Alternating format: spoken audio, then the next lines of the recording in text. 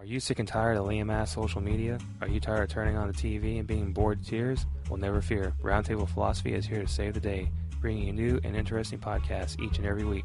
Let's get the party started.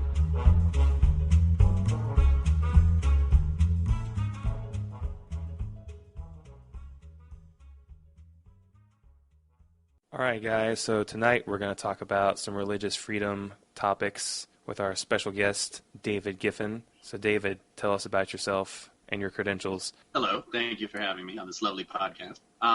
I am currently a second-year law student at Wake Forest University School of Law. I am focusing on both general practice and constitutional law issues. I also hold a master's degree in theological studies from the Candler School of Theology at Emory University in Atlanta. And I'm also the deputy editor-in-chief of a website called The College Conservative, which is a publication written, edited, produced by graduate and undergraduate students, like 40, 50 schools nationwide. So I've been a little bit of the political, a lot of bit of the theological, and in the law pretty deep right now, so all over the map. You're in the law pretty deep? Well, yeah, I mean, that would be a way to phrase it, I suppose. And so how much longer do you have? I guess. How much longer do you have? Another year to go, then bar exam, and hopefully that will make me certifiable to do something gainful with my employment in the future. So how would you say religious freedom ties into what you're studying or what experience and exposure you have to different stuff? Well, it's actually been kind of fun for me right now because of the fact that the issues with Indiana, the issues of the Hobby Lobby and Town of Greece that came up last year, and a lot of these cases that are coming out more and more are right in that kind of intersection of my political experience, my theological training, and my legal training that I'm undergoing right now. And so it's been really fun to finally be useful, so to speak, and working on some of these issues while they're happening has been really exciting. So. Gotcha. All right. So then I guess what would you say, in a nutshell, without getting too deep, what is the legal definition of religious freedom, or I guess what does it encompass? Well, I think it depends on which side of the political aisle you fall on. I tend to go more for the conservative libertarian side, which in that context, the religious freedom, First Amendment category of free exercise encompasses not only the freedom to hold whatever religious faith you hold dear, but also the ability to exercise that faith, freely in the public square, so long as it doesn't, violate the law, so to speak. If you're on the more progressive side, it's a little bit more restricted, usually more focused on the right to practice your religion, in the church context and in the context of your family and your local community. A little less emphasis on how far that extends into the public square.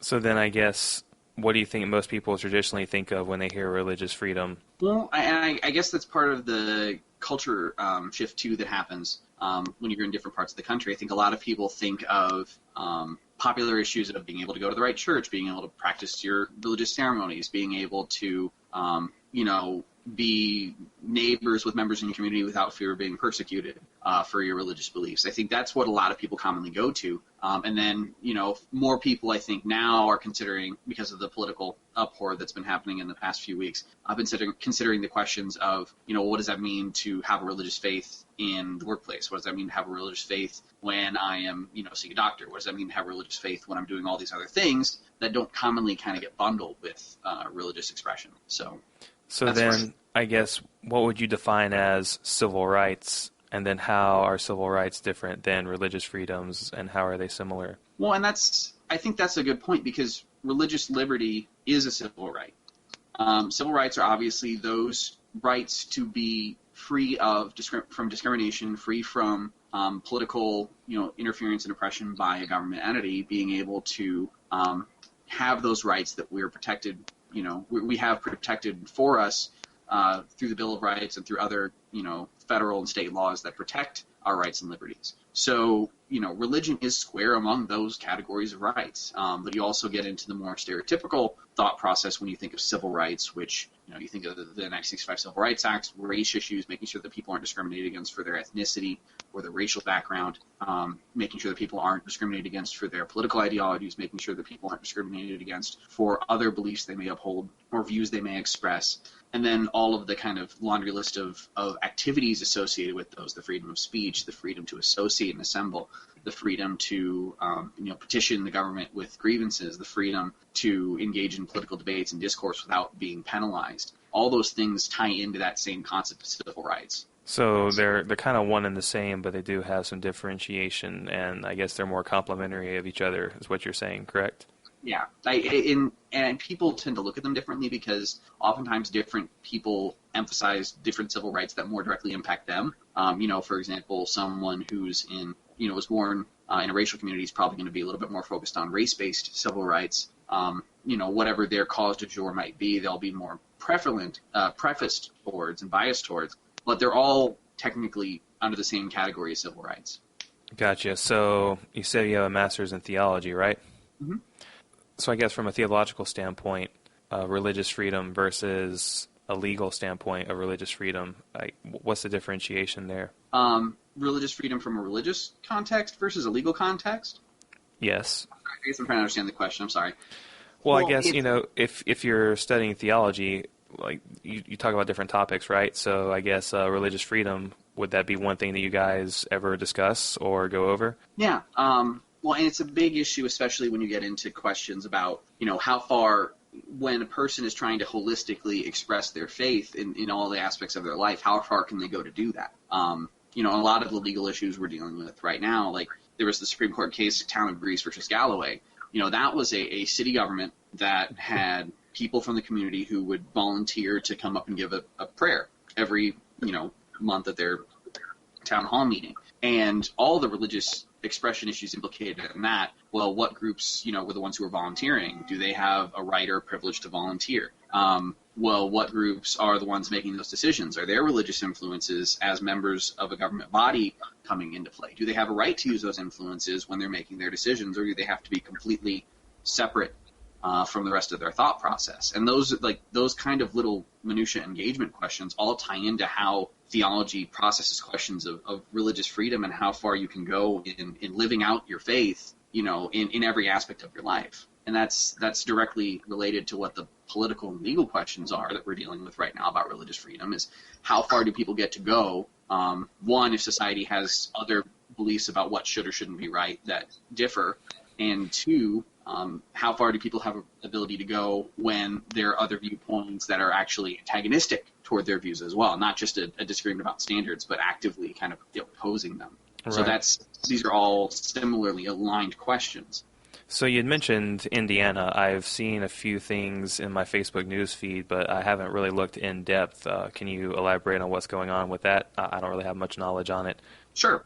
What happened in Indiana, Governor Pence, the governor of Indiana, recently signed a bill into law that was called the Indiana Religious Freedom Restoration Act. And RFRA is the legal short form for that kind of law. Indiana was based on a federal Religious Freedom Restoration Act, which was passed in 1993. President Clinton, after a Supreme Court case called Employment Division versus Smith, where the Supreme Court did some pretty awful, extreme things, letting government basically run roughshod over religious liberty so long as they could make a justification that the law was general and neutrally applicable.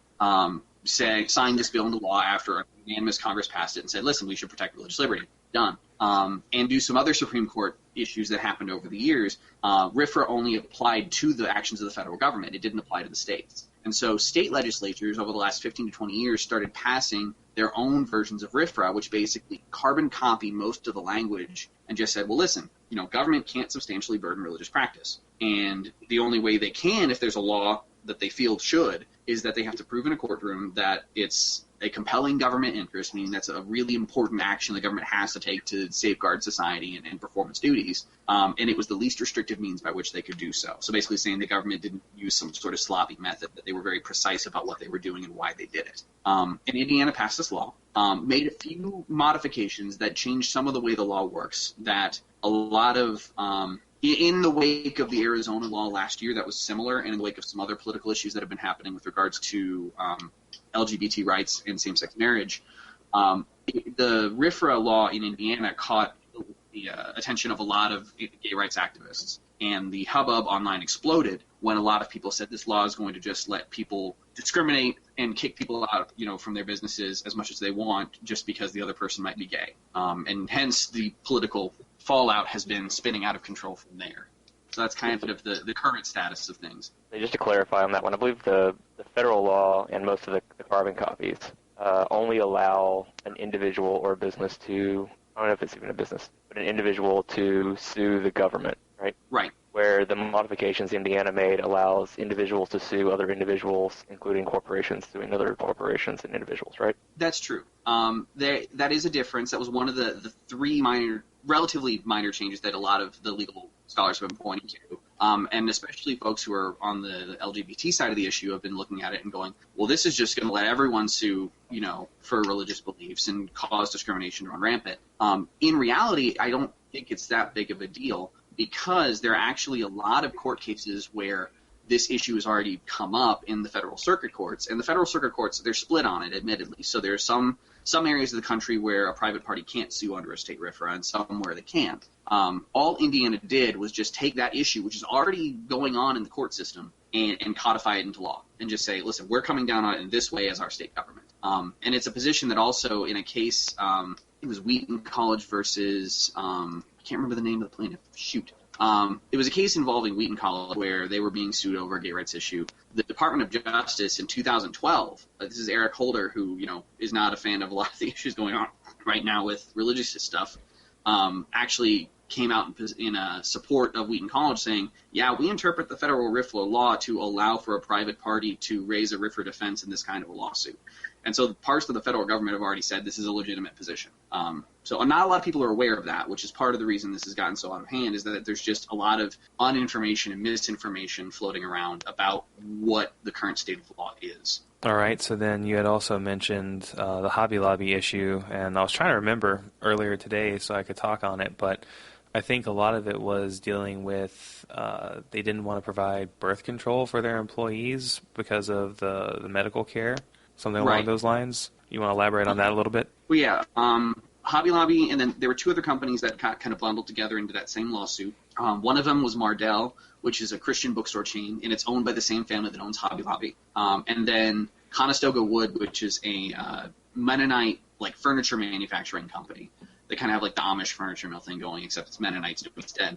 And they're based out of Pennsylvania. And all three of the companies had issues with four particular kinds of birth control that had a chemical function where it was believed to prevent the fertilized egg from implanting into the uterine wall. And for them, if life begins at the actual point of conception, egg fertilizing sperm, that kind of a chemical violated their religious beliefs because they were basically providing something that had the effect of aborting a fertilized embryo, a new life.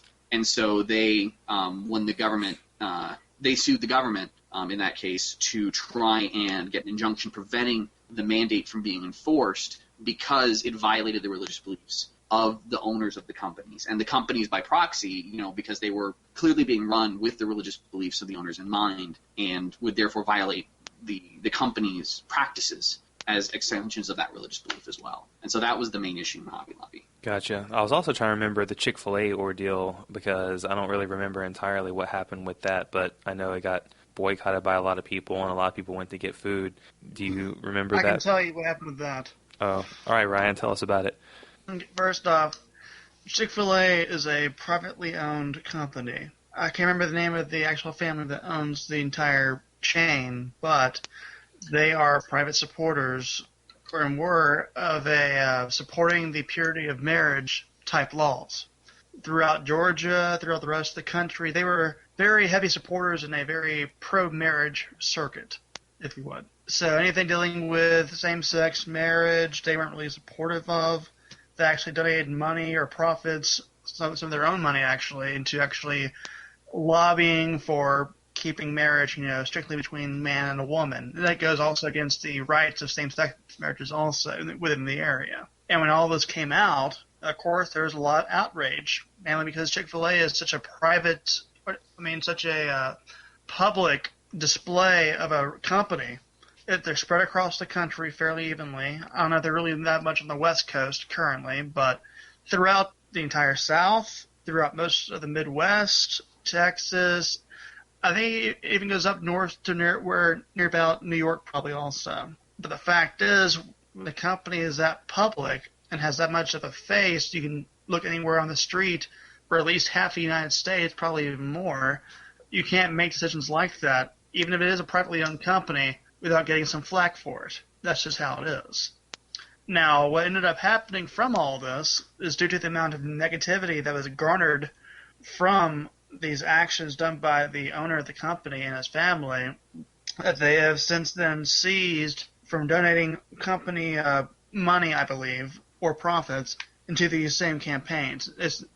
That's my understanding of what's happened so far from that entire ordeal. That's why things have kind of gone back to quiet over the past year and a half as opposed to 3 years ago. Yeah, because I can remember it was a big stink, and some people that I know were really angry about it. And there was a video of a guy that went through the drive-thru that was giving the person at the window a bunch of crap or whatever about their decisions. And, I mean, it wasn't that employee's fault that the company chose that. So oftentimes I think people tend to blame individuals for a higher entity's choosings and decisions, which kind of led into one of the other questions or points that we wanted to discuss was how do people actually distort the law and civil rights for their own benefit in regards to religious freedom? I guess if anybody has any experience with this, feel free to take the stage. Mind? I can tell you it's rather easy to become a nonprofit under religious conditions, even when you have no actual religious conditions to apply, and then to avoid taxes using that. Ryan, you were going to say something? I was asking if you would mind repeating the question again for me, please. Oh, sure. So how do people distort the law and civil rights for their own benefit in regards to religious freedom? Because we were kind of trying to differentiate civil rights versus religious freedom. They're somewhat coupled together, but they do stand on their own. So if you have any direct experience or you know somebody, I guess, that's been, we'll call it a victim of said religious freedom violation, I'd like to hear the story or whatnot.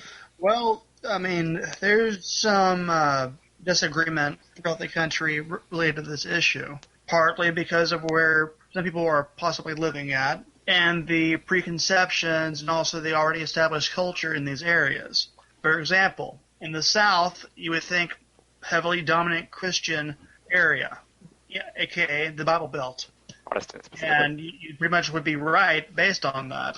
And there's been a lot of disagreements recently, probably in the past 10 years, especially when it comes to religious freedom or discrimination for that part regarding religious freedoms for those who are atheist or agnostic who do not wish to be around or be influenced by those who practice beliefs held by Christians possibly. This includes the entire One Nation Under God spiel that happened probably 10 years ago. This also goes into fact when it comes to prayer in schools as well. And they were saying, I remember one school, I can't remember the actual location happened at though, but they were also having having a discussion that if you're allowed to have prayer in schools for Christians or whatnot, though, why not allow it for Hindus or Muslims or Jewish people or other faiths that are scattered across the country?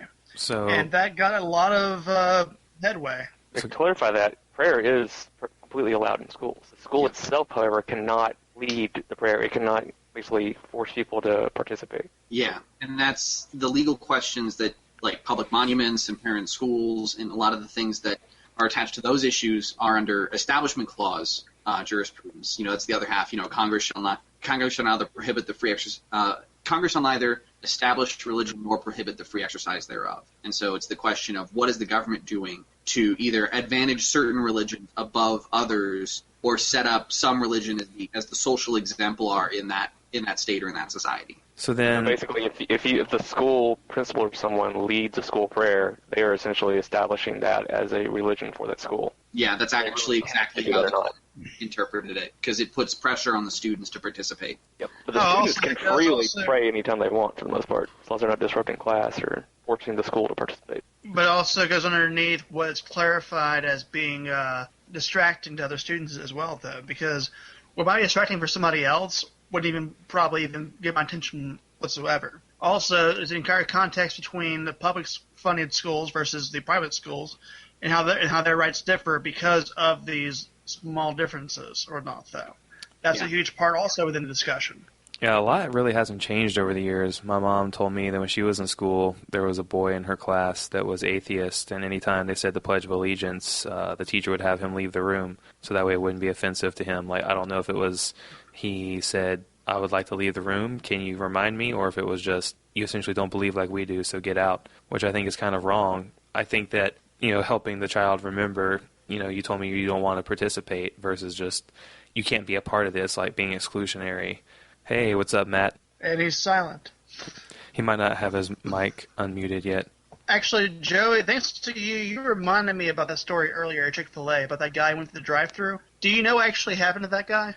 He lost his job. He was a CFO of some company, and because he posted the video, the company said that they weren't going to stand behind him and got rid of him. Yeah. Because he was harassing basically one of the average workers over the corporation's activity and put the personal blame on her.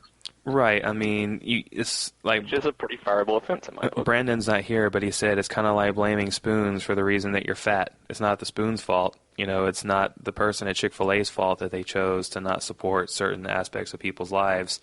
I mean, the thing... I don't know, man. I've had some pretty damn big spoons in my life. So then... I don't know if the spoon analogy is perfectly fit to this, but I see where you're going with it.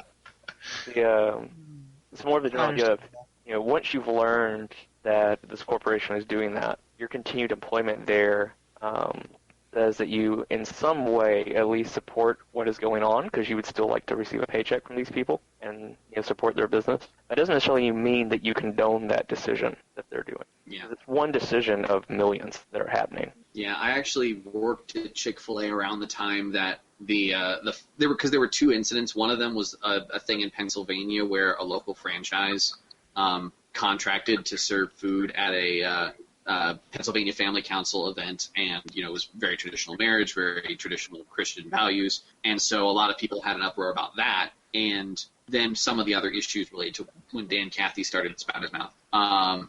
We were, as workers, kind of put in this weird position because we didn't control any of their actions. They were a separate private franchise location. We were just kind of stuck in the middle. And it was kind of, we were stuck with crap from both sides, because on the one side you had a lot of the kind of anti Chick-fil-A folks who were coming out and saying how hateful we were and all those things. And on the other side, we had a lot of people who were really aggressively pro us too. At one point, there were local churches who started saying, you all need to go write letters to your local Chick-fil-A and thank them for fighting the good fight. And so we would get these people who'd come in, and they wouldn't even order food. They just walk up and I'd like to speak to you, please, and then hand over this pre-printed letter. They didn't even take the time to write their own. It was just mass batch of, yes, thank you for supporting my traditional Christian values, love, and they signed their name. And we had reams of these stacked up behind the counters that we'd have to throw away every night for about a week, just because they were being so, what they thought was supportive. In reality, it was just annoying.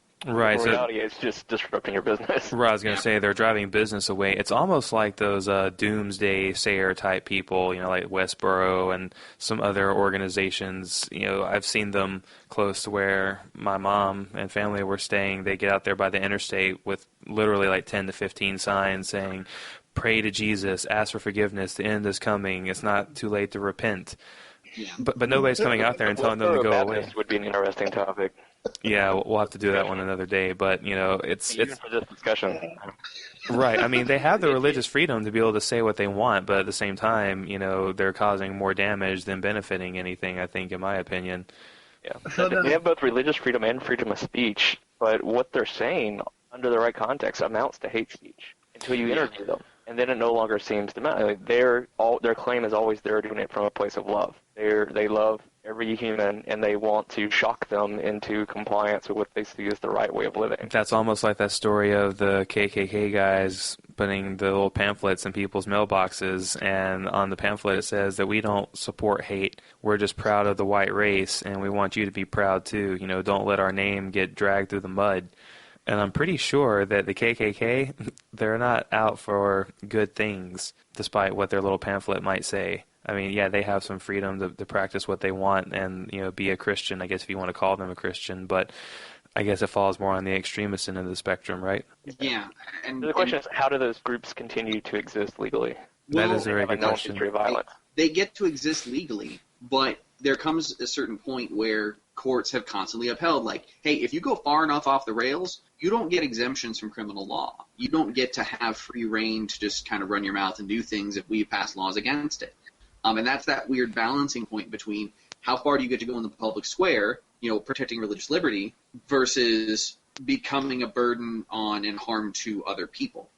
So you get like groups like Bob Jones University, who are still pretty racist, if I'm not mistaken. And the government comes down and says, well, listen, you violate the Civil Rights Act. We think you still have the right to practice your beliefs, but then the Supreme Court also rules the government also has the right to remove your tax exempt status because you violated the law. So have fun. And it's that weird counterplay of how far is too far, and then when's the government going to smack you down again. I actually kind of like the RFRA stuff because it opens the channel for people to actually challenge these ambiguous situations and then get it locked down. Yeah, that's true. I think the one thing that people forget is that the United States was not founded on religion at all. People came here because they were tired of being persecuted for their religious beliefs and they didn't want to be ruled under a tyrant. But it wasn't like we came here because we want to, push Christianity on people. Correct? Well, the founding of the United States, I mean, most historians agree, was unquestionably influenced by the presence of Christians in the colonies who had been exports from Europe trying to get out from the tyranny that was the Church of England. And then there's the weird balancing point as well of a couple of the colonies having the Church of England be their main church. And everyone agreed at the Constitutional Convention that government shouldn't have a role in establishing some head church to rule over all the others because it produces way too many problems, which is how the Establishment Clause came to be a part of the First Amendment. But they also wanted to give religious minorities and other religious groups, not just minority ones, the ability to practice freely without fear of being persecuted by the government either, which guaranteed free expression as well. And that was the Jefferson's letter to the Danbury Baptist Church kind of exemplifies that balancing point, where he was trying to say, well, listen, no, we don't want the government to establish a religion because we don't want to cause any particular group to be excised and harmed. We want to be able to let everyone practice freely, and we don't want to put one church over all the others. So expressing those two balancing issues. Back to what you were saying earlier about there being a thin line between what is the actual gray area. What is the line between black and white regarding how far is too far or whatnot, though. To me, this is more of an actual ongoing issue that's been going on for a long time. For example, there have been multiple reports within the United States, within the Catholic Church, where you have priests committing very questionable behaviors or acts, and yet they're able to pretty much shuffle them around the country or remove them completely without having any type of federal law going into it. No investigation actually making up any charges. Whereas if it happened to another church or something like that, though, they bust in the damn doors practically. And I'm trying to figure out where's the context missing between this case versus any other case for another group that doesn't follow a Christian background or has more of a hateful type of policy towards other groups. Like, where's the area? What is okay? And how is that okay? That's actually a really good point. One of the sort of issues with Supreme Court jurisprudence on religion up to this day has been that all of the cases that have made really major landmark moves for religious issues, be it Establishment Clause or free exercise doctrine, have been either Christian organizations or Christian syncretisms, which are basically a syncretic religion is a blending of two different types of traditions into one sort of new thing. So Santeria is the blending of like voodoo practices and Caribbean spirit worship with Catholicism. I was just about to bring that up for the animal sacrifice ruling. Yes, exactly. And that's been a cultural issue that America has been working through and dealing with, is that minority religions have frequently still gotten the bad end of the stick when it comes to these kind of liberty concerns. And mainstream Christian institutions have frequently had things happen which are bad, but they have been able to self-correct and get away with it without a whole lot of legal punishment. The Catholic Church issue is actually really interesting too, because one of the reasons I was reading a book called Bad Religion, actually. It's written by a guy who works for the New York Times and for National Review, and he goes into this huge history of why the Catholic Church exploded the way it did. And it was a product of the kind of shying away from faith that took place in the 1960s. And when that happened, the church, in its frantic mode to try and recover its numbers and still manage the population, allowed itself to start just shuttling priests wherever they needed bodies, and started ignoring issues when people reported the priests were doing things bad, until you get to the 90s and the early 2000s, and all of a sudden all these issues that had previously been covered up because the priests kept moving around were suddenly brought to light, and it became a huge scandal. And I see we have Pirate now leaving our chat for this evening as well. Joey is now practicing his freedom of expression for... I don't know why I decided to put that on there, but that wasn't the intention. I was trying to look for the soundboard because whenever it got close to our wrap-up time... You've got a monocle, a pirate hat, and cat ears, and that was not intentional? He's an ass, Pirates of the Caribbean. You have 3 separate effects going on. So several chats ago, before we brought you guys on board, we were just screwing around one night, and I decided to add a whole bunch of stuff to myself because I thought it would be cool. But, yeah, I'm just going to remove them all so that they go away. I didn't mean to interrupt you. Like I was not even trying to do that. Like I said, I was looking for the soundboard because whenever it was time for us to end, there was going to be like a gong, so I'd be like, "Bwom, we need to wrap it up."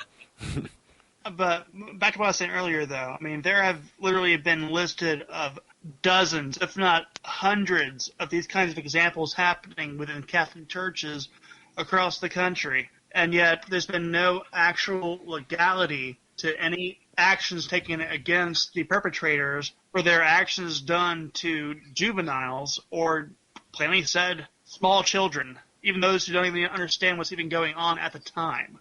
Right. Yeah. And I don't understand how that is just overlooked by the federal government, much less state governments where they're at, or the city or town governments, and how they don't do anything regarding that issue. It's really no different versus this crazy batshit person on the side of the road with a "you're all going to hell" sign.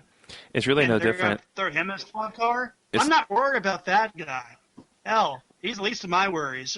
You're going to let another male have a room full of small children who has had a history of questionable actions, and you're not even going to raise one eyebrow. How the hell does that work? I don't know. I was going to say it's really no different than all these different police officers that are violating their, code of ethics or whatever that they swear in by. They're supposed to protect and serve, but there's plenty of dirty cops and, various types of situations with pretty much airtight evidence saying that you did this, but they somehow get away with it anyway because somebody turns a blind eye or they pay somebody. I don't really know. I mean, there's wrong on all fronts, but that is a good point that, they do a really good job in protecting their own. And yeah, I mean, they're supposed to be authoritative figures and help people, but at the same time, they're violating their trust and abusing their authority.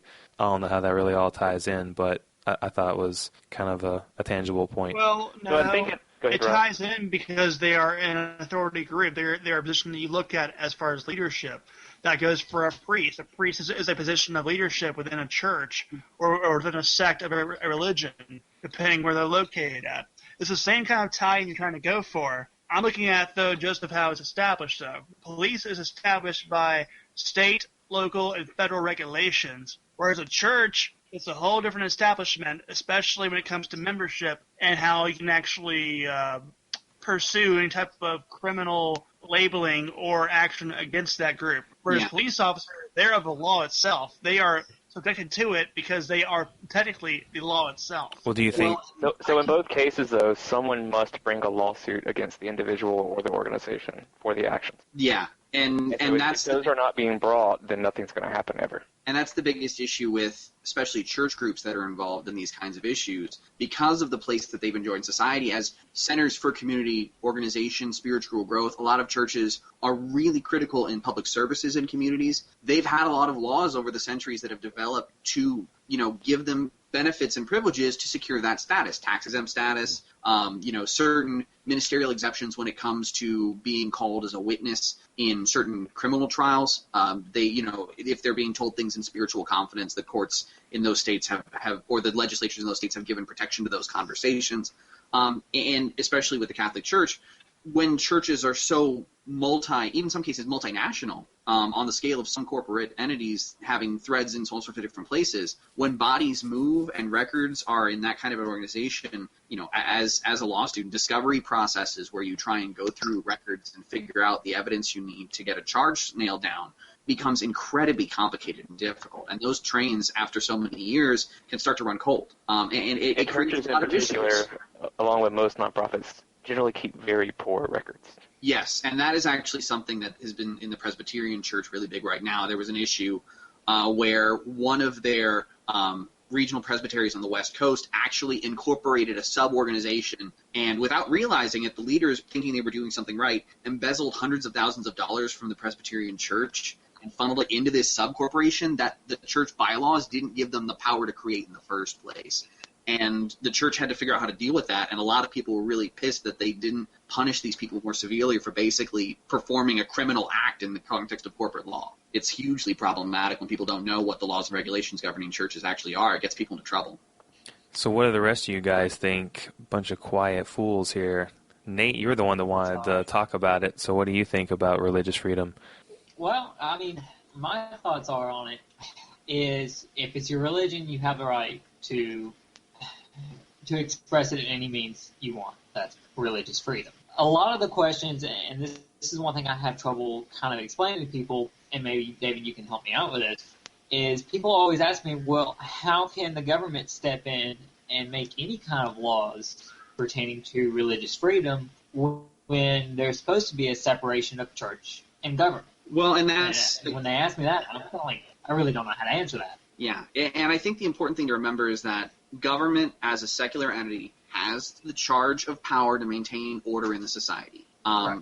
That's why there are doctrines like a religious practice can't make you escape from liability for criminal laws. Because if everyone said, my religion condones assault or murder, and then got out of crimes because they were assaulting and murdering people in the context of religion, society would go up in arms. And so there are those kinds of hardline protections the government has the right and authority as a secular entity to maintain. And really, the Establishment Clause and the Free Exercise Clause, that's why they're both packed together in the same sentence, basically, is because they're dual principles. On the one side, you want to make sure that order is maintained in society, that churches aren't given too much power or too much leeway to run amok, because the government still, as the overarching secular entity, wants to promote order and peace between the people. But on the other side, you want to encourage people to express their beliefs holistically and safely and in a way that's fulfilling and actually helps society on the whole.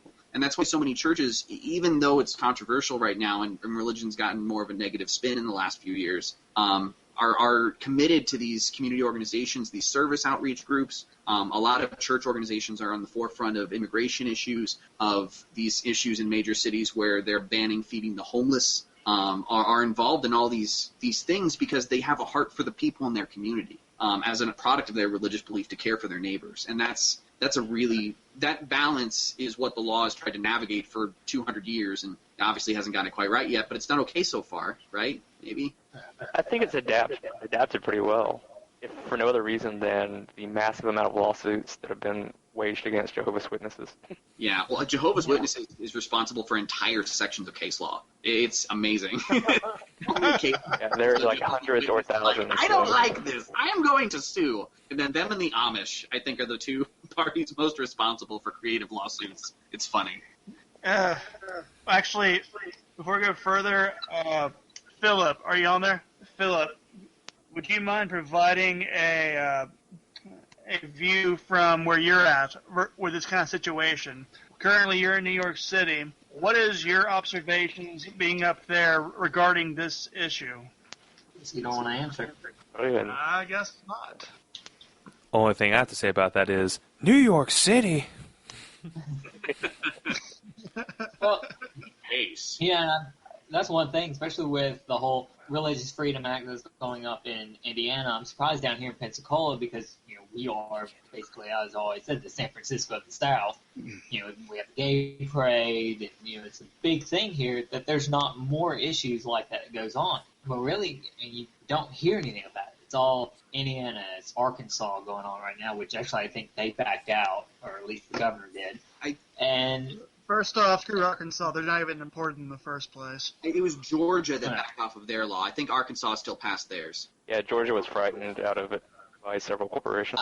I thought I heard Georgia can't afford to do it in the on first the radio place. earlier that the Arkansas governor decided not to sign the current bill that was sitting on his desk, that he told him to send it back and rewrite it. I hadn't heard that. I'll have to look that up. Just to, It was like maybe like about 6:30 when I heard it on the radio, so it's fairly new. They had put through in Arkansas, and it was a little odd, honestly. Yeah. Wait, just to clarify, did you say that Georgia passed theirs, or they're still waiting right now? Georgia shut theirs down. Yeah, it was passed in completely, and then due to a lot of flack from various reasons, or from various people. I can tell you right now, it wouldn't have flown that well. I can tell you right now, they wouldn't have flown that well anyway. Hell, Atlanta is practically known as the San Francisco of the southern United States. No, Atlanta is the capital of the South, bar none. It actually has been given that award several times. Yeah, but between Delta and Dragon Con, they pretty much shut the bill down. Well, and Gen Con was actually one of the big groups that initially went up in arms over Indiana and threatened to leave, and they're a $50 million operation every year. Speaking of the companies that left, what happened with Angie's List? I know that was they left because of that one. Yeah, they were planning an expansion. I think they still have business ties to the state, but they canceled their expansion. Right. Well, Which, to me, all this is actually like, rather sad due to the fact that there is nothing at all in any of those laws, especially even in Indiana's, that could be construed as pro-discrimination. Well, the three little legal things I was talking about earlier, one is that they explicitly put in there that, you can raise RFRA in the state of Indiana as a defense against a lawsuit from a private party, which is not explicitly in the federal law, but the court and Hobby Lobby basically said, yeah, this is what it means. Well, not the private party thing, I'm sorry, that was the corporations, which was the second thing. The first thing, as I was talking about earlier, DOJ and a bunch of different circuit courts have come down in favor of that legal view that private parties can't use RFRA. And then the third thing was they added the word likely into the bill, substantially burdens or is likely to substantially burden, which legal scholars that I've read have said it's not a big deal. Other legal scholars have come out and said, well, this allows preemptive religious lawsuits because they don't have to prove an injury yet. They just have to say this is going to cause one. And I can see where people are concerned about it because it's probably going to add a lot of fear-based lawsuits to the pool. But it's again, they're little minor tweaks. And the whole basis of the law is about the religious point in the issue, not so much about, overtly allowing people to wholesale discriminate. It's about discrete activities that would burden a religious practice or belief. I just want to make a small point regarding that, because when you said that they had the word likely as part of written within the context of that law, within that bill, correct? Say that one more time. I said that you said that they had the word likely as part of the actual bill itself. It was substantially. There's a part of the law where it's talking about how it creates the cause of action of if it substantially burdens or it will likely substantially burden. I think is the exact wording. So. Well, no offense, but you don't have to be a genius or a law student or even a politician to know that the word likely included anywhere near a bill proposition for law to be passed. That's practically having a door that's not locked, but that's just ready to be pushed open. Right. For a whole list of issues that nobody's even prepared for yet. Well, and that's the other thing, too, to keep in mind about RFRAs. I actually wrote about this in an article that I published to the website earlier this week, 6 must-know facts about the Indiana religious freedom law. The whole reason that RFRAs are designed is to bring issues into a courtroom and allow the court to decide whether or not the issues at play are being burdened. And with likely language, you're probably going to have people who are going to raise preemptive concerns. But the language about substantially burden is specifically put in there, too, because it means there is actually a burden of proof where the party has to demonstrate that there is a real impact upon their religious belief that's being visited by the legal issue they're raising. So you can't just roll in and say, oh, yeah, well, this is going to make me have to spend 5% more to pay my church's property taxes every year, and that's a substantial burden. Well, no, not really. That's just you're paying taxes. Stop it. Go home. One of the cases that has come up in recent years in the federal courts about their RFRA was a case involving the Navajo tribe in California, and they sued the Forestry Service to try and stop them from dumping artificial snow made from recycled water onto a sacred mountain. And in a lot of Native American practices, especially out west, the land is the holistic point for their entire religion. And they basically raised the case to the government listen, you're dumping corrupted water onto our mountain. It's going to corrupt the mountain. It's going to corrupt our religious practice. This is not just, we have rights, protect them. And the government kind of said, you lose. It's just snow. Go home. And so it demonstrates, like, if the government says, listen, this is just a minor thing, leave it alone, that's going to check some of the frivolous lawsuits that you might expect getting through, because the courts are going to be able to sit there and look at the facts and go, well, listen, this is not really as big of a deal as you're making it out to be. Like, we're seeing this differently than you are, and we're sorry you don't win. So, yeah, people can sue. Do I think that it may open up some issues to some frivolous lawsuits? Possibly, you're right. But, again, that's why the court's there to be the arbiter instead of creating a hardline law that just says religion wins, which is actually, ironically enough, the Connecticut governor who boycotted state-sponsored travel to Indiana over this, actually, his state's RFRA law doesn't use the phrase substantially burden in their law. They say just if it burdens, which means any burden whatsoever. In Connecticut, religion wins. And it's kind of funny to watch all these states that have their own RFRAs fight about it, because they just don't know what they're talking about. Yeah, I mean, the whole issue has become entirely politically charged with no basis in reality anymore. Well, and that's the cultural shift that's happened with the gay rights issue especially. You're looking at a lot of groups now who find themselves having a voice, and a voice that's much more favorable in society than it was even 10 years ago. And they're now wielding their power very effectively. They've organized well. They've gotten advocacy groups well. They've found a popular support in many cases that they didn't have, even 5 years ago. And so now when they see a bill that prevents anything related to what they think should be equal rights in society, even if it's just, we want to make sure that if we walk into a business and say we want you to bake a cake for our wedding, they're going to have to bake that cake. Anyone saying no, it delegitimizes their identity. And for them, it's an issue of identity. It's like our existence as a person is contingent upon the non-heterosexual relationships we have with other people, and you in any way raising issue with that delegitimizes us, and we're going to fight you about it. People on the other side are trying to counteract that just by saying, no, it's a single event. We don't hate you. We just don't want to do this one thing because we don't believe in it. All right. That was the 10-minute warning, so let's try and wrap this up. So, Phil, are you there? 3, 2, 1. Okay, Vic, in the meantime, while Phil figures out how to speak, we need some input from you. About what? Well, we've been talking about this religious freedom and different various points. So is there anything that stood out? Do you have any personal stories about your religious freedom or rights being violated?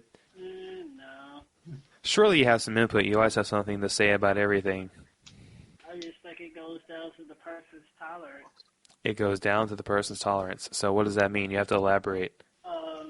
It could be anything. From the religious standpoint, they may say, I may not want to serve this person based on religious beliefs, or they may use that. But I always feel if you open up a business and you don't want to serve nobody, then maybe you shouldn't open it, because you're going to have people from all walks of life come into your business or work for you. Understandable. Well, you live in Mobile, right? Is there any kind of craziness going on down there? No. Other thing that's going on is maybe about the people that got shot in Panama City, and they were from here. That's pretty much it. Alabama does have its whole battle over whether or not gay marriage is legal. Oh, yeah, that was like a month ago here. Like the whole case and all that stuff started here. All right, Jason, it's your chance to put in your 2 cents. You've been somewhat quiet. Really? I mean, you contributed some, but you usually have some input to give. I don't know if I have a sign-off statement for this one. Is that because David, prefaced everything properly for you? I think so. He does such a good job of explaining a lot of things. In general, everybody's doing a really good job, man.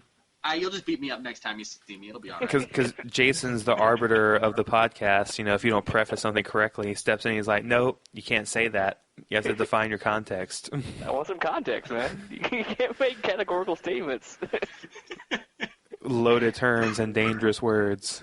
There's one interesting case, I believe it was with the Navajo tribe, about there are 2 weird things with it where they're right. So peyote is illegal. Mescaline essentially is illegal in the United States, right? It's a controlled substance. Yeah, that was Employment Division versus Smith. That was the big case in 1990 that actually prompted Congress to pass federal RFRA in the first place. Yeah.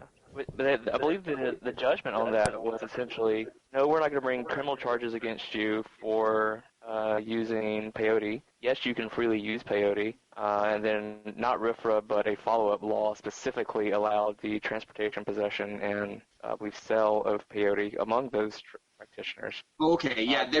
But the end result is still they fully denied his unemployment benefits for being fired for failing the drug test. Yeah, and that was the that's big an issue. interesting line. Because the lawsuit was originally forged not because of the peyote use, but it was because peyote was illegal under Oregon state law. He was fired, quote, for cause, end quote, which is their way of saying they had a legitimate reason to off your job, and so you don't get any state benefits. And that was the predication of the lawsuit. He was suing for the back benefits. And the Supreme Court basically said, nope, you kind of violated the law, and it doesn't matter that it's a religious practice because it's a neutrally applied general law, and sorry, have fun without, your back unemployment payments. Yeah, so they've taken care of all that by now, but it's specifically for those tribes at least and for that substance. But it does open I believe there was a similar case where in the wake of all the Indiana stuff, someone was very publicly founding a church based on the worship of cannabis. Yes. And smoking marijuana, and he's openly trying to challenge the limits of Indiana's RFRA.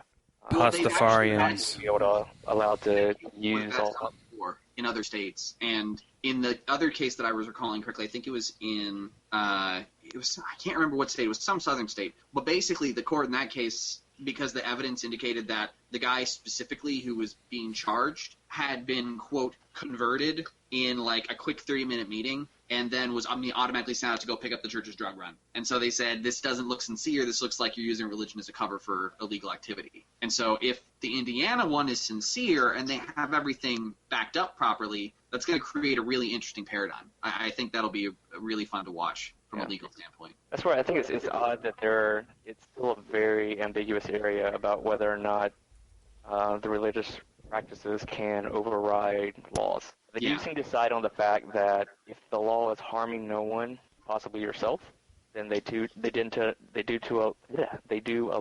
to allow the practice to occur. So the peyote case, and others they don't, such as animal sacrifice is generally frowned upon, I believe, illegal in most states. But in that Santeria case, they ruled that even if the practice is not logical in a whole sense of not founded on any type of empirical evidence, it's still perfectly valid, and they were allowed to practice animal sacrifice. First off, sorry, but how do you classify empirical evidence to even be within the same context of religion in the first place? Generally, you can't, which is why the justice allowed that to pass. He said it doesn't even have to be logical. Like, it doesn't have to be abstractly logical. And that's actually the court standard for why you can't put a religious belief up for judgment as true or false in a court, because it basically subjects the religion to public validity, and it goes against the establishment clause because the government's basically saying your religion isn't valid here. What you can judge is sincerity of religious belief, and that's why all the laws like RFRA are structured around religious sincerity, because that's the only thing constitutionally permissible to debate, is whether someone really believes what they're spouting. I think maybe the closest thing I'd have to a closing statement is I would really like to see either legislation or case law that puts in a test that says that given that you can persuade the jury or the judge, or whatever, the court, that there is evidence that negates your belief completely, as in proves it is invalid or unsound in some way, then it should be automatic grounds for suspension of that practice. And there's a ton of things you cannot prove. I know. I wish it would happen. Like something like I don't believe in climate change, therefore my religion says I should burn all forests down.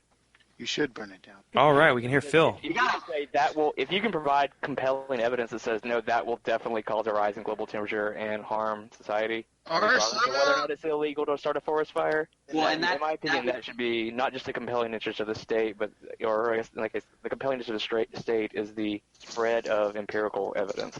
Well, that's the compelling interest of the state in that case would be to not allow a giant raging forest fire to destroy all forests. Yeah, I know. We got Phil now.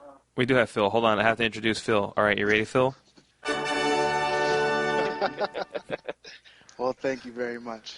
I finally figured out I need to put my headset microphone thing into my phone in order to speak. But anyway, Everybody can hear me, right? We can. Yes, sir. All right. Well, Crystal. religious freedom. Oh man. Well, yes, like you said before, I do live here in New York, and there are a lot of people who live up here have a bunch of different religions, a lot of like Muslim people, Hindu people, all those different types. Pretty much, I think that in terms of like, I haven't been following everything, all this different religious freedom things, because I think it's just little hot button issues that everybody's trying to like get their 2 cents on, and like, oh, I want to be equal to everybody else, so I'm going to make an argument about something. But like, I think that you should be able to do whatever you want with your religion. In terms of like a lot of these different companies like Chick-fil-A or all these other ones, if they want to do certain things in terms of their religion, they should be able to. If you don't like it, don't deal with them. Like in terms like libertarian opinion. yeah, like all these people saying like, oh, I hate Chick-fil-A, they're religious or whatever, but they're standing in line to get waffle fries and chicken. If you don't like them, don't go there. Tasty discrimination. Yeah, exactly. Most delicious farm of discriminating. People are going to do things no matter what. People are like, oh, we should be equal rights this, equal rights that. There are always going to be somebody that discriminates on somebody else, no matter what you say. It's not always right. If it's not religious things, it'll be like, oh, you're discriminating me because I'm black, discriminating me because I'm gay, you're discriminating because I have one leg and one eye. People are always going to find something to complain about. And I think people just need to live your life. If you don't like it, don't deal with them. Get over it. It's one thing if they're holding you back from something, but like if they're not really holding you back in the grand scheme of things, because it does say that marriage is between a man and a woman, even if you don't believe it or you do believe it. Like that's what it's supposed to be. As I've been told, only people who aren't married want to get married, and once you get married, you don't want to be married anymore. Out of curiosity, when you said that, is she at home right now with you, or is she not even there? No, my fiance, she lives in Philadelphia. I just want to clarify that one little bit, that's all. Oh, no. She lives in Philadelphia. I am quite aware of what I'm getting myself into. Now we have you on record. If the glove don't fit, you must much acquit. more aware of those statements in a couple of months or years. Oh. Hold on, we got a sound for that. Are you ready? Yeah. It's not a whip. Oh, wow. Crickets. Wow. Although there is a question I want to ask the group as a whole before we close out. Sure. In your personal opinion, do you believe that this generation is just a lot more whinier and bitchy about a lot of things than others before them? Their tampons are definitely in sideways. Yes. But let's be honest, though, because other generations have had actual struggles of man. Not to say that there's not struggles currently. There are struggles. But I think keeping children from working in sweatshops was a lot more of a validity when it comes to actually fighting for something versus a new fad that comes out every 2 months versus a proposed bill law in Indiana or in Georgia or Arkansas somewhere that has not been passed yet. I think a lot of people just latch on to things out of ignorance, and they say, oh, well, they're offending these people, so I need to be behind that because I don't want to offend the people. Like, I feel like this generation and every generation moving forward is less and less educated, and they just buy into what the media sells them without actually doing their research. I wanted to send on this one. I've seen no evidence that shows that the current generations are any more different or conscious of the authority of the information they receive. However, they have much improved abilities to state their ignorant opinions.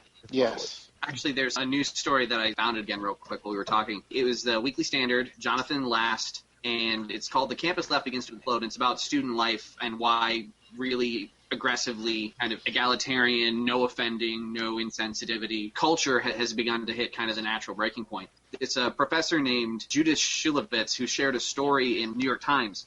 She's a feminist professor, but she was talking about how one of the Charlie Hebdo journalists went to speak at the University of Chicago about what had happened. And one of the Muslim students stood up and took this woman to task for using language that was insensitive toward Muslims and saying that the phrase, I am Charlie, was disrespectful to Muslim culture. And then apparently the student paper, after Ms. Razul left, she basically stood up and was like, listen, we just got blown up because of a picture, and you're sitting here saying this to us. And the student paper sided with the student instead of with the survivor of a terrorist attack because her language, quote, others did not feel safe enough to express dissenting opinions against Miss El-Rasuli's relative position of power as a speaker, and that the university Well, first off, has to make condescending attacks on members of the university when she has actually survived a near-death experience and they're concerned about offensive language. It is kind of absurd.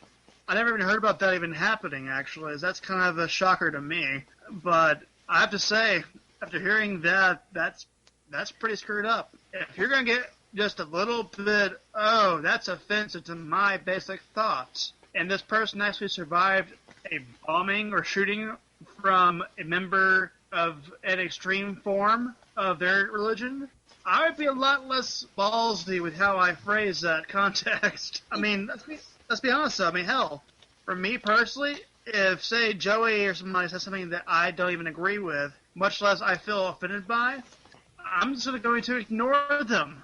And really, that's it. That's all you have to do. Yeah, but Joey's not in a position of power over you. They're just controlling your salary or your religious freedom. That's what you think. I mean, it's not even that, though, dude. I mean, it was a speaker at a college speech, and you're going to let that go into your skin so damn easily? Speaker is essentially a newspaper publicist or magazine publicist. She was one of the publicists at Charlie Hebdo. She was one of the survivors of the attack when the terrorists went in and blew up part of the facility and killed a bunch of people. No, she has the ear of the public. Yes. Oh, I'm sorry. Still, I'm going to side with her on this part, though, because, one, her entire spiel from the newspaper is literally the truest form of the freedom of expression. Even though that's in France and not even in America, they embraced that ideal wholeheartedly, and it got them targeted for it. You are completely allowed to state your opinion, and then someone else is completely allowed to state that your opinion is full of crap, and then you're allowed to argue over it repeatedly.